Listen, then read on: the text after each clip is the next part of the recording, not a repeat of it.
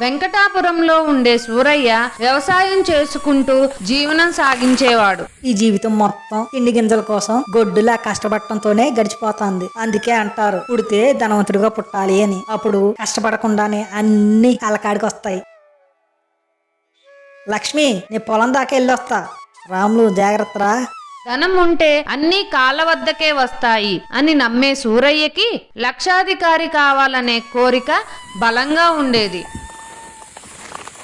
ఒకరోజు సూరయ్య తన పొలంలో పని చేసుకుంటూ ఉండగా అతడికి ఒక అరుదైన బంగారు నాణ్యం దొరికింది. ఏంటి నాణ్యం? భలే వింతగా ఉందే. నేను ఇంటికి వెళ్తున్నా. ఇంతలో మీరు మా స్టోరీని లైక్ చేసి ఛానల్ సబ్స్క్రైబ్ చేసుకోండి. లక్ష్మి, లక్ష్మి ఎక్కడున్నావు? ఒకసారి ఏదో ఒక గిన్నె తీసుకునిరా. వస్తున్నాను, ఉండండి. ఇదిగోండి గిన్నె. ఏంటి ఈరోజు పొలం నుండి చాలా తొందరగా వచ్చేశారు? అప్పుడే కలుపు తీయటం అయిపోయిందా? ఆ నాణ్యం పైన గిన్నె పెట్టగానే ఆ గిన్నె బంగారు కాసులతో నిండిపోయింది. అది చూసిన సూరయ్య, అతడి భార్య లక్ష్మి ఆశ్చర్యపోయారు.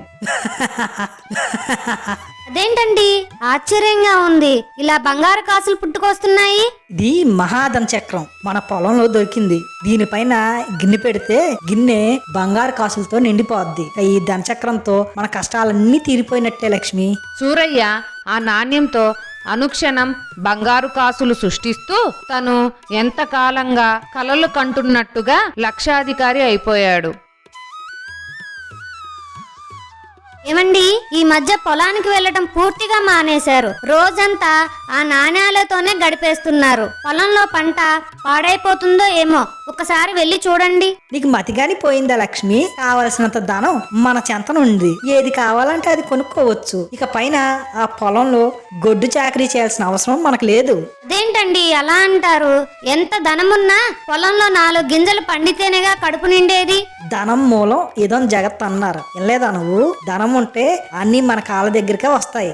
సూరయ్య ఆ నాణ్యంతో తన అవసరానికి మించిన ధనం సృష్టించుకుని పొలం పనులతో పాటు రోజువారీ బాధ్యతలను కూడా విస్మరించాడు.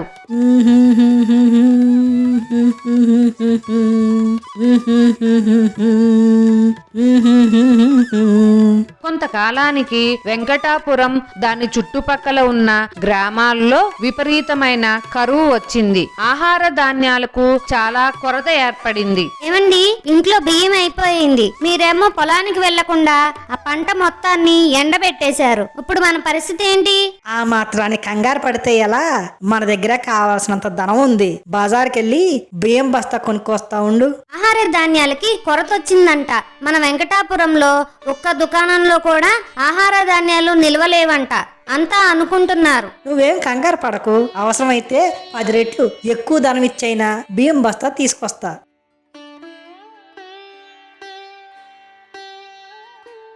ఏమయ్యా షావుకారు, వెల ఎంతైనా పర్వాలేదు, నాకు ఒక బియ్యం బస్తా కావాలంటే 10 రెట్లు ఎక్కువ తీసుకో. సూరయ్య గారు, కరువు తీవ్రతను చూసి ధాన్యం అమ్మటానికి ఎవ్వరూ ముందుకు రావటం లేదు. ఎవ్వరు పొలంలో పండిన ధాన్యాన్ని వాళ్ళ ఇళ్లలో నిల్వ ఉంచుకుంటున్నారు. ఎంత ధనం కావాలంటే అంత ఇస్తా.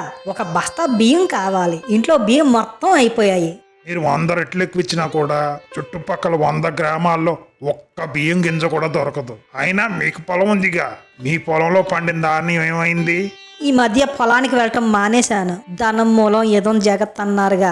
డబ్బుందిగా, కావాల్సినవన్నీ డబ్బిచ్చి కొనుక్కోవచ్చని అనుకున్నా. పొలం వైపు వెళ్ళటం కూడా మానేశా.